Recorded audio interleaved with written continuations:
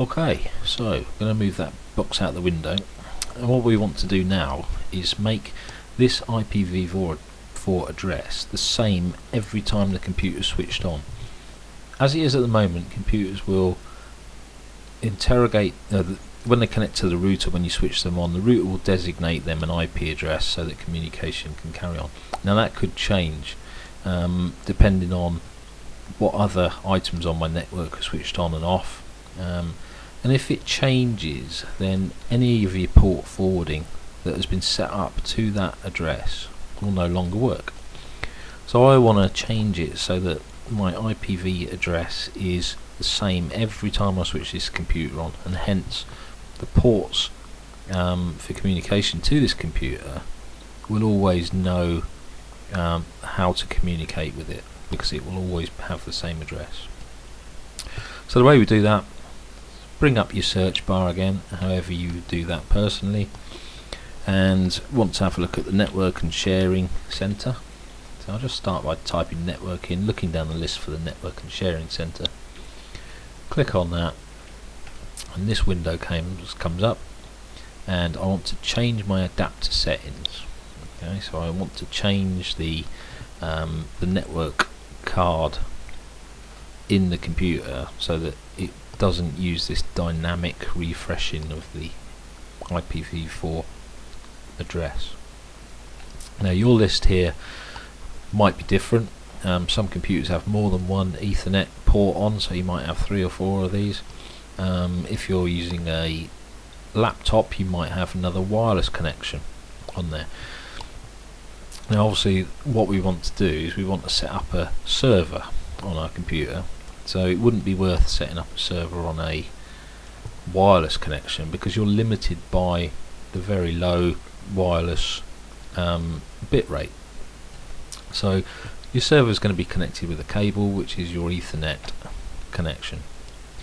So that one, if you right click it, select properties, and you'll get a list. Now your list might look different to this depending on which Windows system you're using, but in there you should have this IPv4 protocol listed. Okay, remember this is your IPv4 address we're interested in. Yeah, so that's the one we're interested in this box as well. So we click that and check the properties of that. At the moment, computer as standard will come as obtaining an IP address automatically, i.e. you switch it on, the router will designate it an IP address and communication will carry on from there, but that can change each time.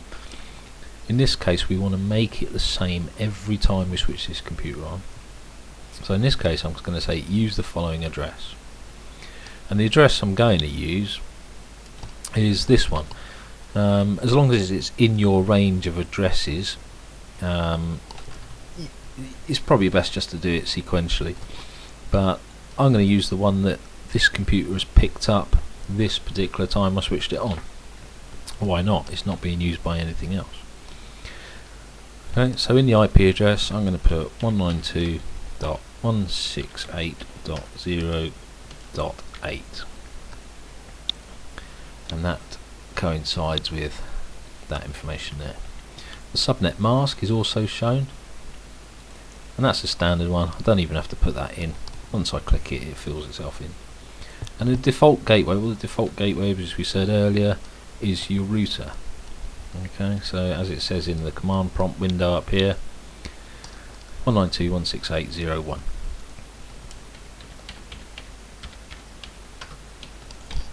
Now obviously if your information is different to mine here, then that is the information you want to be putting in, your own.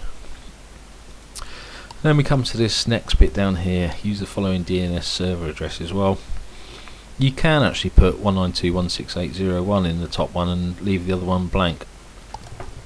That will do. There's another way of doing it where you can bring up a window here and find out the actual DNS servers that are used by your provider. Okay. Now if you type in there the UK DNS server list, You get a list of returns here. This one's a good one. Lists all the different providers in the UK. BT, obviously one of the big ones. Just about everyone who provides it, any kind of internet connection, will be listed here. In this case, we want to deal with Virgin Media's,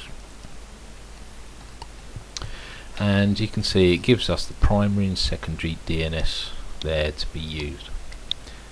So I'm going to put in this information now.